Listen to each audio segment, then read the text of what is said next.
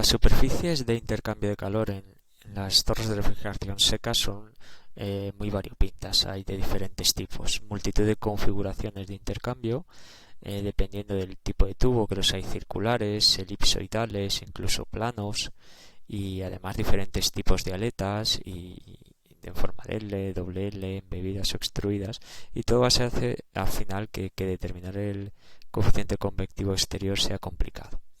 Vamos a ver una correlación para bancos de tubos con aletas anulares de sección rectangular, que sería la geometría más sencilla. Pero no siempre tenemos ese tipo de geometrías y luego veremos qué alternativa tenemos en este tipo de intercambiadores de calor para determinar el coeficiente convectivo exterior.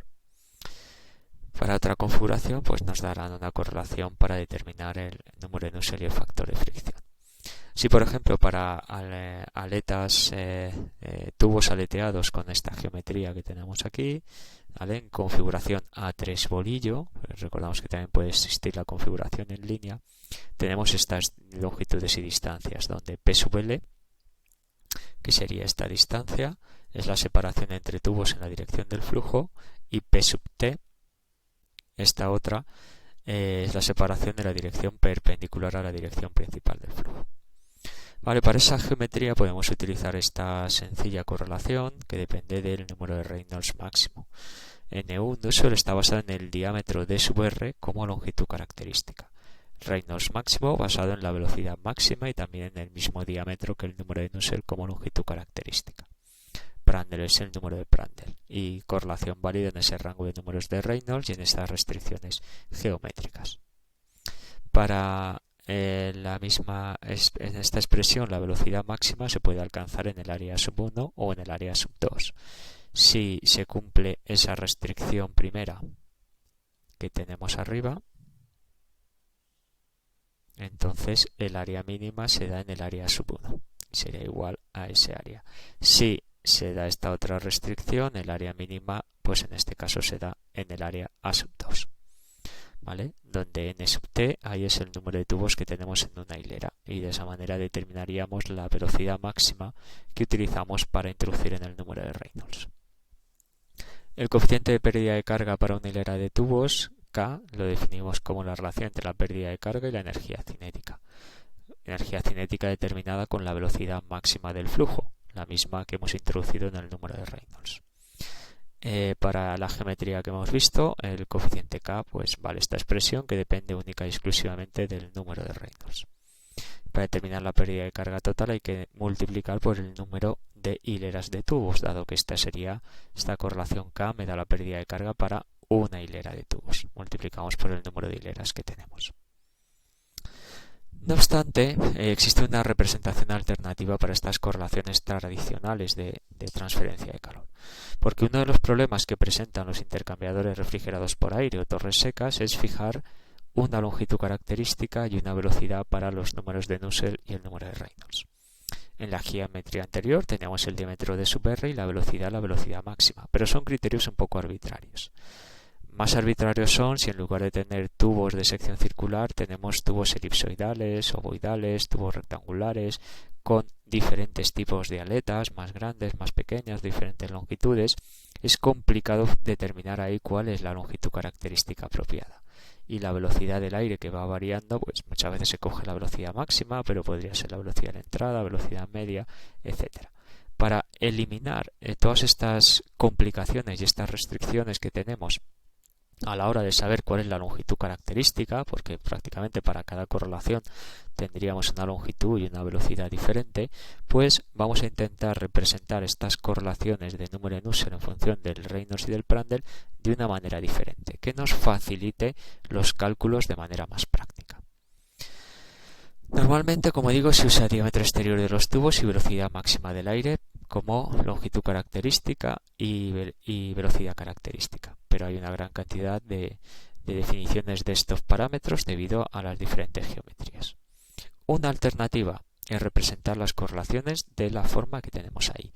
Ni, que tiene unidades de metros a la menos 1, sería un número de Nusselt alternativo. Y es igual a sub n por r sub i, que sería equivalente al Reynolds, número de Reynolds, un número de Reynolds equivalente, vamos a llamarlo, elevado a b sub n.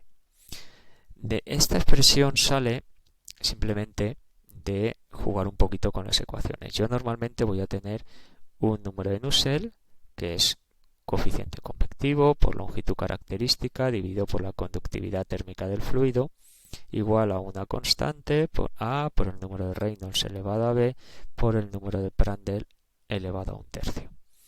Entonces, aquí el problema que tenemos es que esa longitud característica que aparece aquí no la conocemos. ¿Qué vamos a hacer? Pues directamente la quitamos. La quitamos del problema y la eliminamos. Obviamente ya no me queda un número adimensional. Por eso n sub i, ni, tiene unidades de metro a la menos 1 porque hemos eliminado esa longitud característica. Y lo que hacemos es pasar el número de Prandtl dividiendo, con lo cual me queda h dividido k por el número de Prandtl elevado a un tercio. Ahora lo que vamos a hacer en esta expresión es además multiplicar por el área, porque solo con el coeficiente convectivo h no somos capaces de calcular la resistencia. Resistencia térmica suele ser h por el área. Y el área exterior también es complicada de determinar si la geometría es compleja. Con lo cual lo que hacemos es multiplicar aquí por un área, h por a, que llamamos h por a equivalente. Y dividimos por el área frontal. Área frontal del intercambiador de calor, que sería la sección que nosotros conocemos y que es fácil de medir. De tal manera que me queda esa expresión que tenemos ahí. ¿Vale? Y eso lo igualamos a sub n por r sub i, ¿de acuerdo? Ya no cogemos el número de Reynolds, sino que del número de Reynolds quitamos la longitud característica. Ese es el número de Reynolds modificado, r sub i, elevado a b sub n. Donde las diferentes expresiones, R sub i sería el flujo másico dividido por el área frontal y por la viscosidad, es decir, pues densidad por velocidad dividido por la viscosidad dinámica. Hemos eliminado la longitud característica del número de Reynolds, por eso RI de unidades de metro a la menos 1.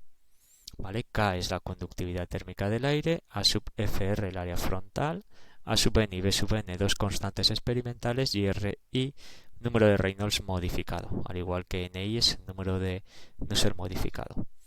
De esta manera no tenemos que preocuparnos de calcular longitudes características, de calcular áreas. Es más, ese h por a tiene en cuenta ya todas las resistencias, no es solo el coeficiente convectivo por el área exterior, sino que tenemos todas las resistencias en cuenta excepto la de convección interior. Es decir, 1 dividido h por a equivalente, tenemos la resistencia exterior con aletas, con su rendimiento global, con el área total de intercambio, la resistencia de conducción a través del espesor del tubo, la resistencia de contacto entre las aletas y el tubo y resistencia de ensuciamiento si la hay, con lo cual de esta manera simplificamos muchísimo los cálculos.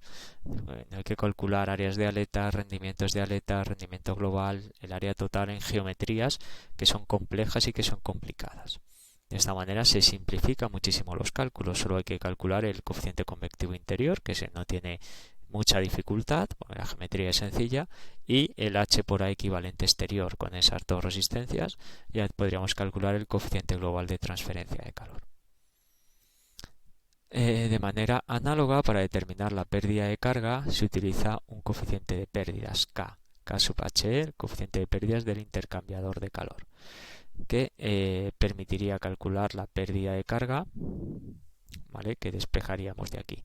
Y este coeficiente K sub E se calcula a partir de esta expresión, donde este otro coeficiente que tiene el subíndice ISO es el coeficiente de transferencia de calor determinado a las condiciones isotermas, sin que haya transferencia de calor. Es decir, primero se ensaya, se mide la pérdida de carga en el intercambiador de calor en condiciones isotermas, es decir, simplemente con la geometría, y este segundo parámetro corrige esos cambios de densidad que tenemos, donde tenemos diferentes densidades a la entrada y a la salida del intercambiador de calor, y ese parámetro corrige los cambios en la densidad y en la temperatura que tenemos en el problema, de tal manera que este coeficiente Isotermo es el que se determina con esta correlación, donde A sub k y B sub k son dos coeficientes experimentales que se tienen que medir experimentalmente y se miden de manera isoterma.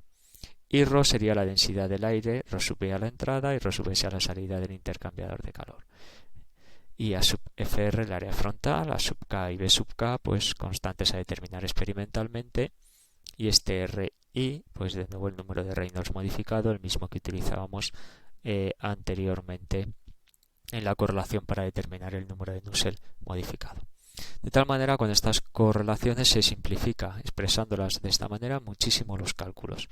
Nos olvidamos de tener que estar buscando o determinando longitudes características, velocidades máximas, áreas y calculamos todas las resistencias de transferencia de calor y la pérdida de carga de manera mucho más directa.